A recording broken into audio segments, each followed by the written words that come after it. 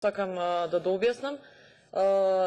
Имавме низа мерки во време на владењето на владата на ВМРО ДПМН, кои што некои ги продолживте вие да ги спроведувате за оваа област, зборам, за другите области не можам да се сложам околу тоа.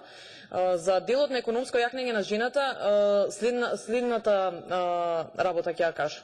Во ретето тоа што се зголемуваат капацитетите на градинки што се отвараат нови, но сметам дека во повеќедетни семејства каде што работи само едниот, најчесто само мажот, со една плата, во втор план ќе биде пуштање на децата во градинки, бидејќи не можат ниту да ги платат сметките. Знам, ќе кажете има олеснување и така натаму, сето тоа го знам, ама мислам дека треба како влада приоритет и ние како собрание, како опозиција, како коректор на вашата работа, приоритет да се даде токму на економското јакнење на жената, односно вработувањето на жените. Во втор план доаѓаат капацитетите на градинките и запишување на децата во градинките. Благодарам.